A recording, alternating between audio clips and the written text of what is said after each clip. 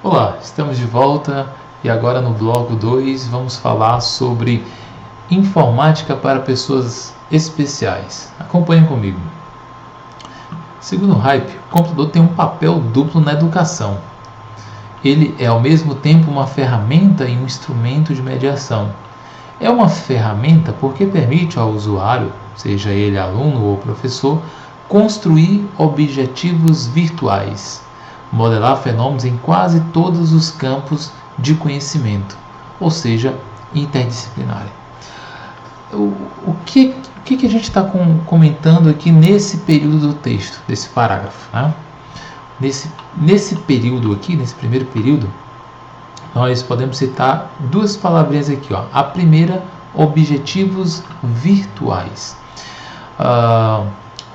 Imaginemos o seguinte, que algum aluno ele tem dificuldade de compreensão, né, ou de interpretação, de entender ou ainda de manter um foco em um determinado assunto. Muitas vezes a gente consegue resolver isso por meio da tecnologia.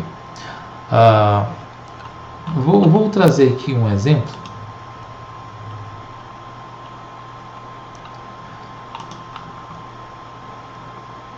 Então vamos imaginar o seguinte, ó. Quando você apresenta alguns desses joguinhos aqui, ó, certo? E você tem várias possibilidades, eu estou demonstrando algumas aqui, certo? Então o que o aluno vai estar fazendo aqui por meio desses jogos educativos? Né? Primeiro, que virtualmente, né, a gente sabe que isso aqui tudo é abstrato, isso aqui é apenas um desenho de um peixe, isso aqui são apenas alguns desenhos de algumas folhas, que nessas folhas existem algumas letras.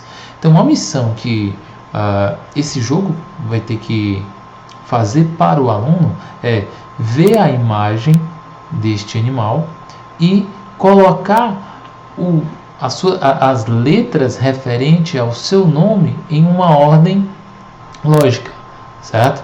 Feito isso, esse aluno, além de aprender que essas letras nessa sequência geram um nome para esse animal, ele vai aprender ainda a pronúncia para dessa palavra, certo? Geralmente, além de promover essa facilidade de aprendizagem, porque se trata de uma multimídia, né? Você tem várias mídias aí. Você tem a mídia visual, você está vendo esse cenário, você está vendo essas folhinhas com essas letras, esse bichinho. Provavelmente esse jogo ele vai ter algum recurso sonoro quando a pessoa clica quando a pessoa clica na folha e arrasta para um determinado local, ele vai, se aquela letra P está na primeira posição, que é a posição correta dele, se ele coloca na posição correta, provavelmente um recurso desse jogo é colocar um som de aprovação, certo?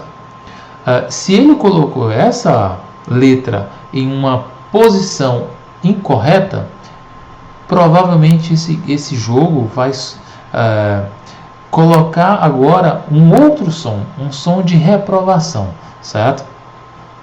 Que isso vai causar, vai gerar uma interação entre o meio visual e o meio auditivo, certo?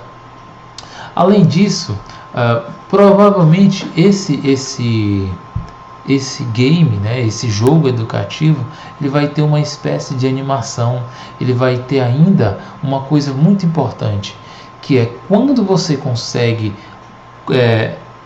atingir com êxito, concluir com êxito uma determinada etapa, você tem ali uma imagem, uma animação de aprovação, lhe parabenizando, certo?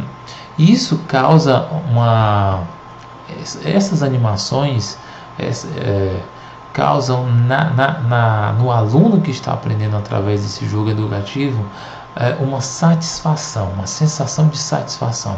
Porque muitas vezes, pensa comigo, muitas vezes você é professor, você tem 30, 40 alunos na tua sala, e às vezes o teu aluno ele faz uma tarefa e às vezes por algum motivo você acaba esquecendo de elogiá-lo, né?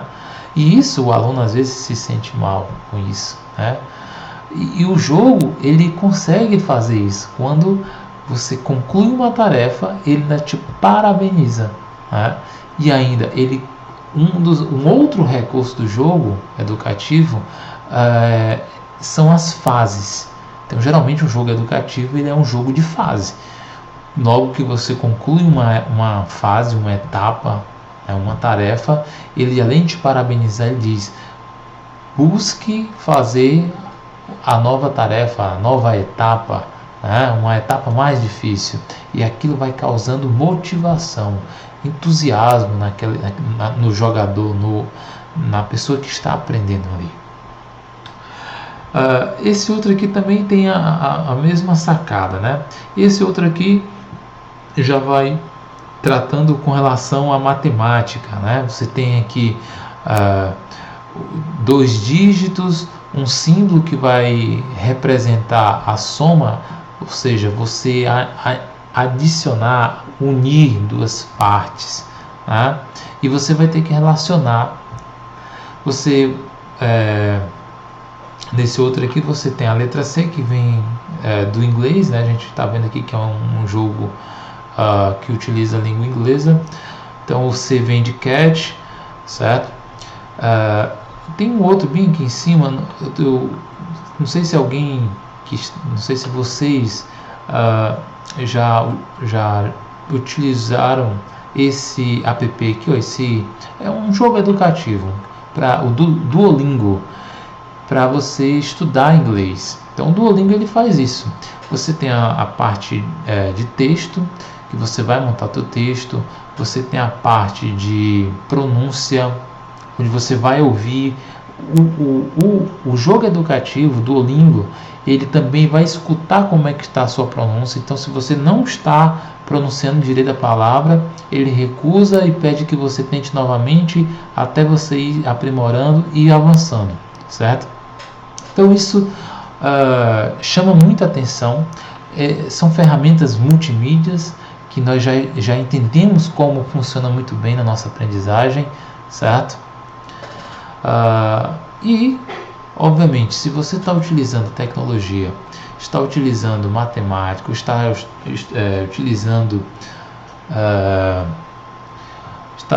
utilizando a língua inglesa, ou você está estudando, está fazendo desenhos, independente, todos esses recursos eles podem estar unidos, ou seja, isso promove o que nós chamamos de interdisciplinaridade. Então, quando você utiliza essas ferramentas multimídias, além de você ter essa facilidade com essa abstração, e quem já estudou sobre formas de aprendizagem, né, formas de memorização, técnicas de memorização, sabe que quando a gente consegue abstrair algo, né, a gente tem um grau de aprendizagem muito interessante, certo? Então a gente tem essa facilidade em construir objetivos, né, ou cenários virtuais, e além disso nós temos a facilidade de integrar um conteúdo. Ao mesmo tempo que eu aprendo como utilizar aquela máquina, eu aprendo algo da disciplina de matemática, da disciplina de inglês, certo? Então isso promove a interdisciplinaridade, ok? Continuando. E possibilita o estabelecimento de novas relações para a construção do conhecimento ao mediar o modo de representação das coisas através do pensamento formal, que é abstrato, como eu já falei. Nós temos uma grande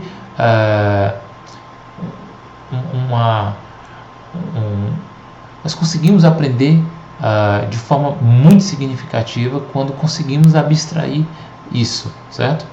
Não é à toa que, se você durante a tua aula, você convida o teu aluno para fazer uma analogia, e você coloca uma analogia que às vezes é algo absurdo, né? Assim, você puxou uma coisa que praticamente seria difícil de acontecer, né? Você dá um exemplo aí para a tua aula lá, não sei do que conta uma história lá de que a abóbora pulou de um prédio e puxou um paraquedas. Cara, o aluno ele vai estar fantasiando isso, abstraindo isso, que a abóbora tinha vida, pulou de um prédio, ejetou ali um paraquedas. Né? Isso, gente, se acontece isso agora mesmo com você. Quando eu falei isso, que você estava abstraindo, cara, é uma coisa que nunca mais você vai esquecer. Um certo dia na tua vida, um professor dando aula por meio do computador falou isso, essa cena da abóbora caindo lá do prédio, jetando paraquedas, ela já está lá naquela tua memória permanente. Foi uma coisa que eu utilizei e você memorizou isso. Nunca mais na tua vida você vai esquecer disso. Tenha certeza, ok? Então, do pensamento formal, que é abstrato, lógico e analítico. Então, é esse poder de representação que nós estamos falando que torna um mediador eficaz, ok? Se a gente busca enriquecer o nosso conteúdo com essas ferramentas multimídias, é interessante que a gente saiba a importância e como isso está sendo inserido na cabeça do teu aluno com uma maior eficácia, ok? Vamos avançar. A educação deve ser atentamente observada, principalmente quando o assunto é educação. Para a pessoa especial, pois há vários graus de necessidades e o docente deverá ter um bom entendimento para saber dosar a quantidade de conteúdo e as ferramentas mais adequadas para cada situação, priorizando pela qualidade do conteúdo. É aquela velha história da quantidade versus a qualidade. Então, por exemplo, nós já sabemos que essas multimídias elas promovem um conhecimento, uma aprendizagem enriquecedora. Porém, é interessante que você esteja observando como é esse teu aluno, já que nós estamos tratando aqui sobre pessoas especiais. Então, a especialidade dessa pessoa pode ser física ou a especialidade pode ser mental. Pode ser que essa pessoa ela tenha uma dificuldade em aprender, em absorver, e você tem que estar respeitando isso, ok? Então, dando continuidade, pois este aluno, possui dentre várias uma característica específica que é denominado tempo de latência, e essa é a palavrinha-chave. Tempo de latência. O que é esse tempo de latência? É o tempo que cada indivíduo tem para compreender algo, certo? Por exemplo, nós estamos aqui falando de algo. Obviamente, naturalmente, você não está aprendendo tudo. Tudo está entrando naquela tua memória volátil, certo? Mas nem tudo você está compreendendo, certo? Vou dar um exemplo. Imagine que você assistiu a nossa aula anterior, do bloco 1, já assistiu essa, vai concluir essa aula, e depois que você concluir essas duas aulas, você já está cansado, você vai deitar, né? E aí você lá deitadão, dormindo, ou então se isso foi antes do horário do almoço, você assistiu essas duas aulas e logo depois vai almoçar. Pode ser que durante o teu almoço ou durante o teu banho, você de repente caiu aquele ar. Agora eu entendi o que o professor estava falando. O que é esse ar? Esse ar é justamente o teu tempo de latência. É o tempo que o teu cérebro levou para compreender todas aquelas informações que você tinha assimilado, certo? Quando você compreende uma coisa, aquilo te causa uma sensação tão prazerosa que o teu cérebro ativa aquela memória permanente e armazena lá, ok? É por isso que quando você você juntou a teoria de como é andar de bicicleta com a parte prática, quando você conseguiu juntar essas duas, você compreendeu algo. Então você aprendeu a andar de bicicleta e nunca mais você vai esquecer, porque esse ato, essa satisfação, essa compreensão, ela vai ser armazenada na tua memória permanente, ok? Então, quando a gente trabalha com pessoas especiais, como por exemplo, você tem um aluno Down, você tem que estar respeitando esse tempo de latência dele, ok? Ele provavelmente vai demorar um pouco mais para compreender todas essas informações que você está repassando para ele, certo? Mesmo que você esteja utilizando ferramentas multimídias que favoreçam ainda mais a aprendizagem, você tem que estar lapidando, dosando a quantidade de informação e tendo aquele feedback sobre o que você está passando para ele, se ele está conseguindo absorver naquela velocidade, ok? Continuando. Tópico 2.1. Cultura e tecnologia. Desde os anos 80, segundo a Unesco, cresceu o entendimento de que as dificuldades impostas pelos limites de uma deficiência a um indivíduo variam segundo a cultura e o desenvolvimento tecnológico de cada país ou região. E isso é verdade. Tempos atrás, pessoal, pessoas portadoras de deficiência, pessoas especiais, elas eram excluídas da sociedade. Eu cheguei a ver casos em que a pessoa, por ter uma deficiência física ou mental, era motivo de vergonha para os seus familiares. Aquela pessoa era colocada dentro de um quarto e ficava ali isolada, né? Hoje não. Hoje a tecnologia ela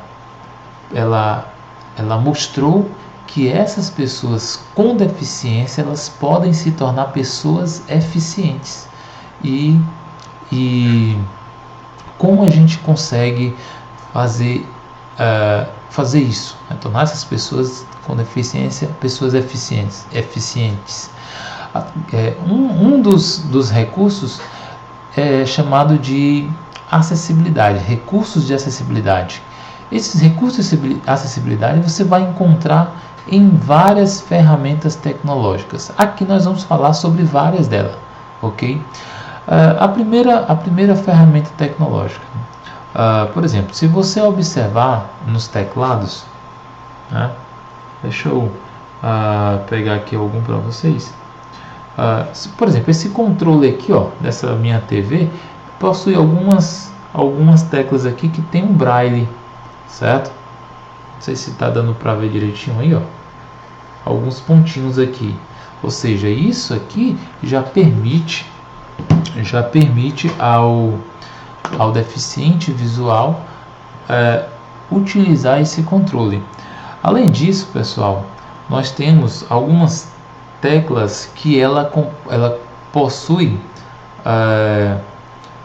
uma forma geométrica diferente. Então, quando ele passa o dedo, além de ter o braille, ele também consegue sentir a forma geométrica diferente, ou seja, no formato de um mais, seja no formato de um menos. Ele já sabe que aqui é a tecla de volume, certo?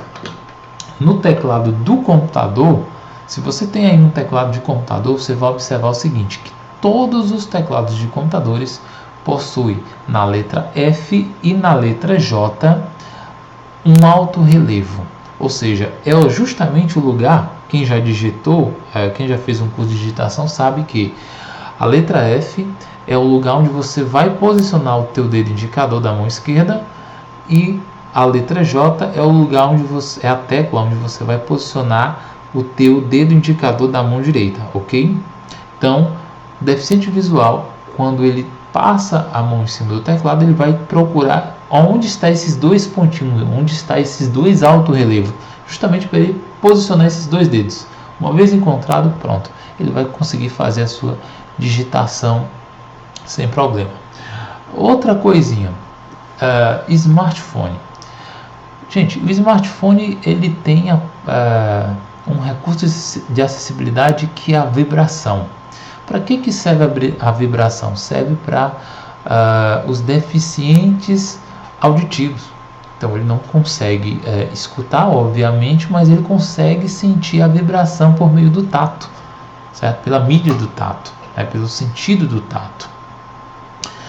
Então ele consegue ali enviar mensagem de texto ou mensagens gráficas, certo? Então esses são alguns dos recursos de acessibilidade. Nós vamos falar outros mais à frente, ok? Continuando. 2.2 Web, pessoas com deficiência e tecnologias assistivas. Então, acessibilidade nas páginas da web significa, antes de mais nada, termos um acesso regular a essas páginas. Dependendo então, para começar, do próprio computador que utilizamos, seus periféricos, como mouse, teclado, monitor, áudio e etc. Além disso, de programas como navegadores, exemplo, o Internet Explorer, o Firefox, o Opera ou qualquer outro navegador, e tecnologias assistivas. Então, para que um deficiente visual utilize um computador, é possível utilizar? Sim, sem problema. É interessante que todos esses equipamentos, todos esses recursos, seja ele físico ou seja ele de software, estejam adaptados para essa realidade, para essa necessidade da atualidade, ok? O primeiro exemplo que eu vou citar aqui vai ser dessa mudança aqui, ó. Tempos atrás nós tínhamos esse equipamento aqui, ó. Deixa eu frisar aqui mais um pouquinho para vocês, ficar mais fácil.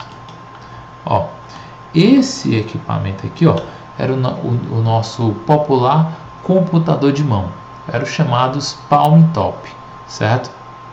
Se você observar aí na telinha dele, você vai observar que existem muitas informações aí nessa tela, certo?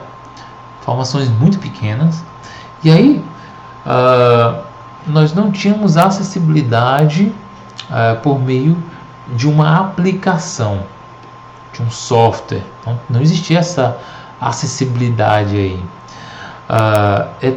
É até interessante que nessa época esses palm tops eles vinham acompanhados de uma caneta touchpad, para que você pudesse tocar com precisão nesses pequenos pontos, certo? Só que as coisas elas evoluíram. Não, o software ele tem que evoluir e tornar ele acessível a pessoas com baixa visão, pessoas com deficiência visual, pessoas com deficiência de coordenação motora, certo? Então o que acontece? Se já era difícil eu tocar em pequenos componentes da tela, em pequenos pontos da tela, o software evoluiu. Então você observa que hoje, ó, os botões ficaram grandes, né? Justamente para promover, para melhorar, ó, o toque na área dessas aplicações, ok? Quando você está utilizando está acessando um site pelo teu computador e você observa os ícones grandes nesse site, não é à toa, não é para não é uma questão apenas de design, é uma questão realmente de acessibilidade, ok? Então vamos avançar. 2.3 nós temos aqui sintetizadores de voz e leitores de tela. São dois softwares, na maioria das vezes esses dois recursos vêm embutidos no mesmo software. Um sintetizador de voz é aquele software que consegue capturar a tua voz, e além de capturar a tua voz, ele aceita comandos por meio da tua voz. Então, se você tem aí teu smartphone, se ele tiver próximo agora aqui da tua televisão, e ele escutar eu falando OK Google, e você estiver utilizando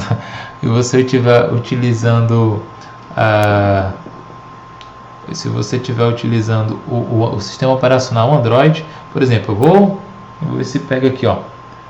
Eu vou falar aqui, ó, OK Google. Daí vai fazer passar vergonha. Aí apareceu. Tá aí, ó. Isso aqui é um sintetizador de voz.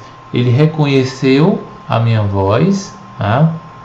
Então qualquer smartphone que utiliza o Android, se você fala OK Google, ele já ativa aí a função do Google, beleza?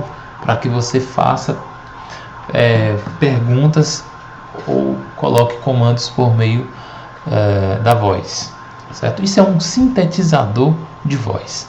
O leitor de tela, ele vai servir para que você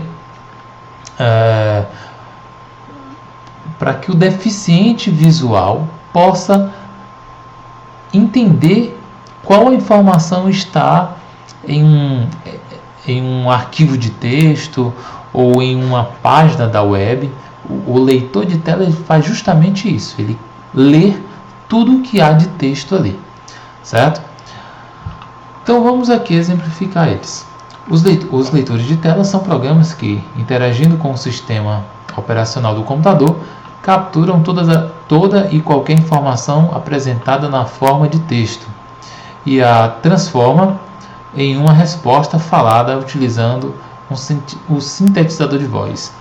Gente, eu tenho aqui 5 exemplos. Eu tenho esse primeiro aqui, ó, a primeira logomarca, que é a do Virtual Vision. A segunda aqui, ó, logomarca, que é o do NVDA. Esse aqui ele é muito utilizado aqui no Brasil. O JAWS, representado aqui por um tubarão. Então, o JAWS. O Orca, representado aqui, a logomarca dele é uma orca mesmo. E o DOSVox, certo? O que nós vamos utilizar aqui hoje vai ser aqui o NVDA. Como você vai encontrar aqui o NVDA? Então você vai colocar lá, por exemplo, lá no Google, NVDA Downloads, certo? Se você colocar, vai aparecer aqui, ó, os sites, o portal Cegos Brasil. Então você clicou aqui e já tem aqui a opção aqui para download. Quando você clica aqui, ele vai pedir para você baixar. Eu já baixei aqui o meu e eu vou estar mostrando aqui para vocês, ó. É esse aqui, o NVDA, é a versão aqui 2019.2, né? Esse daqui, ó. OK. Então você baixou no teu computador. Vamos fazer a instalação então dele para a gente entender como é que funciona. Então aqui ele vai estar, o Windows está pedindo aqui para autorizar. Você manda executar. Eu vou fechar aqui o Windows Explorer. Você já está começando a ouvir a instalação dele, né? Como é um software para deficientes visual, desde o início da instalação ele já começa falando, né? Só quero saber aonde ele foi parar. Deixa eu só voltar aqui para ver se eu encontro aqui a parte de instalação, que ele deve estar escondido aqui.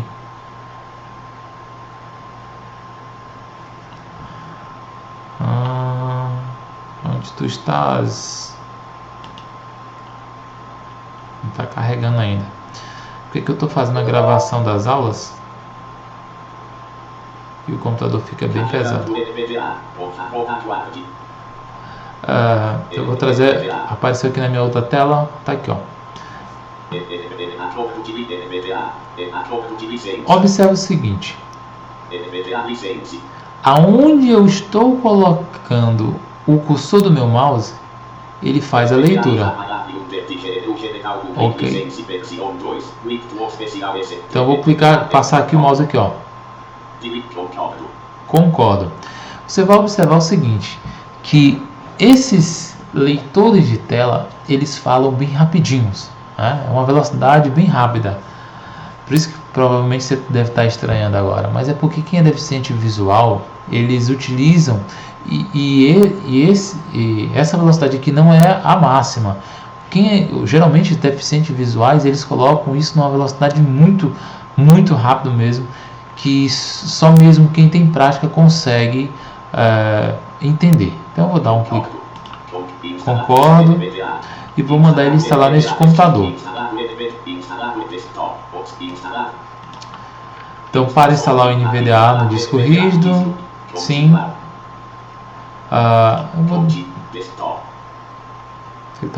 Está instalando aqui. Aqui o controle de contas está pedindo para aceitar, vou dizer sim. E ele está fazendo aqui a instalação. Todos esses barulhos, esses áudios que você está escutando, é justamente para facilitar o entendimento do deficiente visual, que nesse momento não está enxergando nada, ele só está escutando, né? A sua leitura é através de áudio. Então esse bip é justamente para indicar que está acontecendo o processo. Vou dar OK. E esse barulhozinho aí que você acabou de escutar, essa campainha, é indicando que o NVDA está instalado. Eu vou trazer aqui.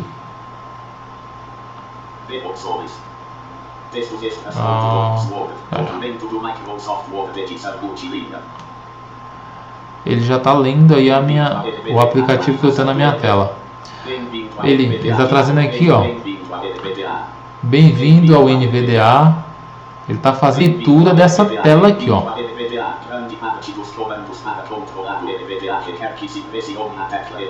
Ok. Vou fazer uma digitação aqui.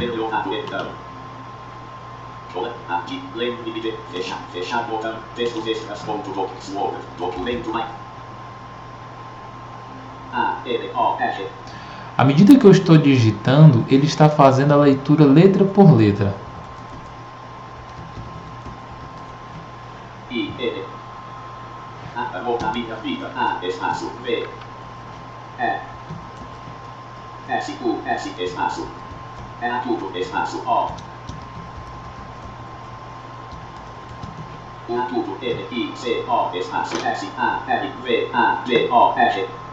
Aumentei um pouquinho aqui o volume para ver se fica melhor para vocês entenderem. Então eu vou agora fazer o seguinte, eu vou posicionar o cursor em cada linha. E na hora que eu colocar na linha onde há texto, o NVDA ele faz a leitura. Vamos lá.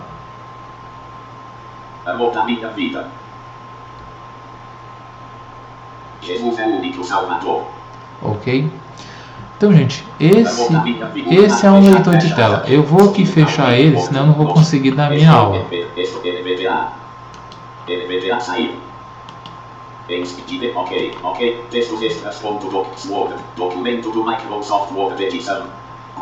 Pronto, já saiu. Agora vamos poder continuar a nossa aula. Deixa eu trazer aqui o nosso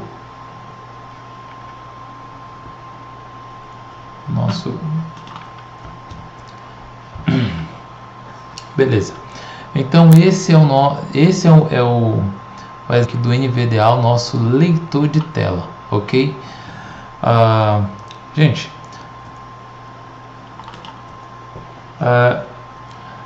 a nossa parte aqui de informática para pessoas especiais encerra aqui agora. Continua no próximo bloco, ok? Um abraço.